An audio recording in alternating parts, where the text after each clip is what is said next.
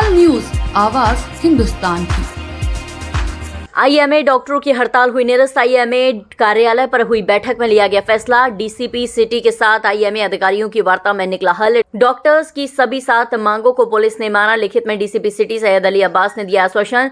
दोषी पुलिस कर्मियों को किया गया लाइन हाजिर। बाकी पुलिस कर्मियों की संलिप्तता की हो रही जांच। दोषियों के खिलाफ होगी कार्रवाई। 24 घंटे में निरस्त होगी।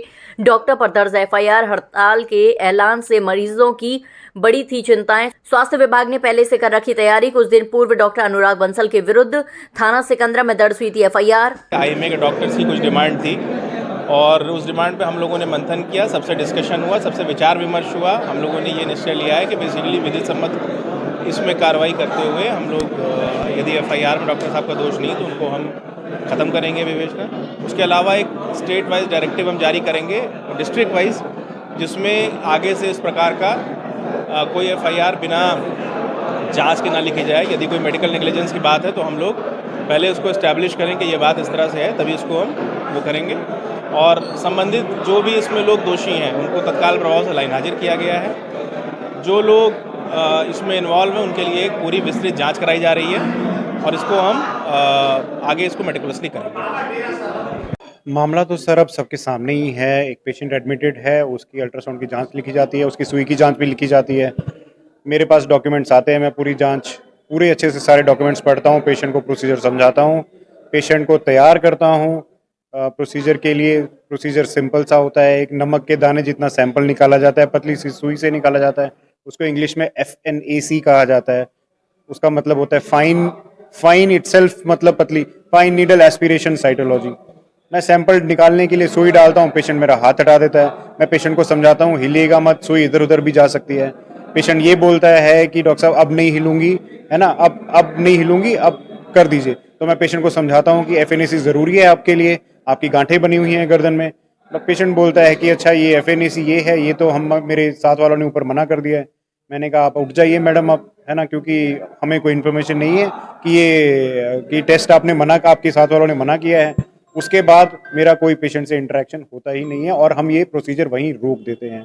पेशेंट बहुत अच्छे से चल के उतर के जाता है, कोई ब्लीडिंग नहीं होती है, कोई कट जैसी कोई चीज़ नहीं है, कोई सैंपल जैसा कोई चीज़ नहीं निकाला है।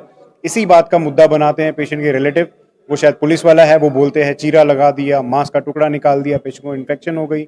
अगर ये सब किया होता पेशेंट की गर्दन पे निशान होता। कट कोई छोटी मोटी चीज़ तो होती नहीं है, खून से लथपथ होकर पेशेंट बाहर जाता। उसके बाद वो अपने साथ वालों को बताता है, पेशेंट के हस्बैंड को भी मैं समझाने की ट्राई करता हूँ, नहीं सुनता है। मेरे ऑफिस के अंदर बार बार आता रहता है, वीडियो रिकॉर्डिंग करने की ट्राई करता है।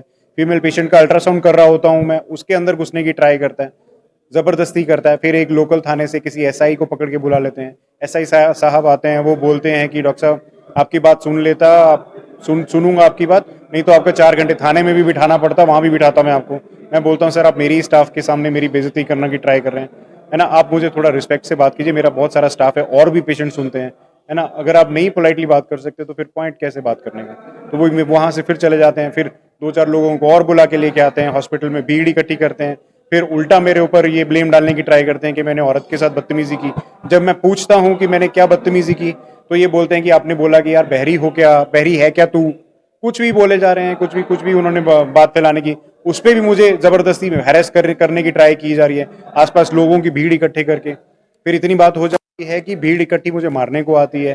किसी ने मेरी टी शर्ट पकड़ ली है, उसके बाद मेरे स्टाफ वाले बीच में आते हैं, उस लड़ाई को रोकने की बात करते हैं। फिर हम क्या कहते हैं, मैं थोड़ा फिर बात को थोड़ा सुलझाने के लिए मुझे दोबारा बुलाया जाता है हॉस्पिटल ऑफिस में। वहाँ फिर मुझे गाली दे के बोला जाता है, उन पेशेंट का कोई रिलेटिव है, वो साफ साफ धमकी दे देता है इस बार कि तुझे मार देंगे, तेरे को मरवाने पिटवाने के लिए हमें 2 लाख रुपया भी देना पड़े, 300 दफा 302 भी लग जाए, हम सब लगवा लेंगे, तुझे तो नहीं छोड़ेंगे। ये सब बातें बोल के आज निर्णय है 10-11 दिनों की मेहनत के बाद निर्णय ये है कि IMA ने जो स्टैंड लिया मेरे लिए, first of all thank you so much, है ना। और उसके बाद जो उन्होंने डिसाइड किया, मिस्टर DCP को यहाँ बुला के अपनी जो कंडीशंस रखी, जो illegal FIR was launched against me, filed against me, उसको फिनिश किया जाए। और जो भी पुलिस पर्सनल जो भी इन्वॉल्व थे इस पूरे की पूरी FIR की फाइलिंग में, जो इलीगल FIR है क्योंकि पेशेंट के रिलेटिव पुलिस वाले हैं, प्रेशर दे के SHO पे डाला है, जिसकी भी परमिशन से ये फाइल हुआ, है ना, उसके अगेंस्ट भी कुछ इंक्वायरी बिठाई जाए। आई थिंक यही अभी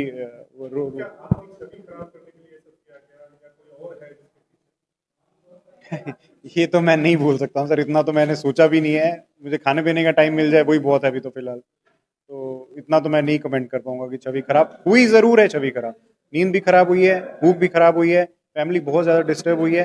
फैमिली में कुछ लोग ऐसे भी हैं जो हेल्थ कंडीशन जिन्होंने सफ़र किया है, हार्ट अटैक का भी, मेरे फादर इन लॉ को हार्ट अटैक भी हुआ है। हाँ, ये ज़रूर हुआ है। मेरी छवि तो खराब की गई है, कुछ बिल्कुल नहीं, कभी नहीं मिला हूँ ज़िंदगी में, कभी नहीं मिला हूँ मैं, और अभी भी मुझे शक्ल याद नहीं है पेशेंट की।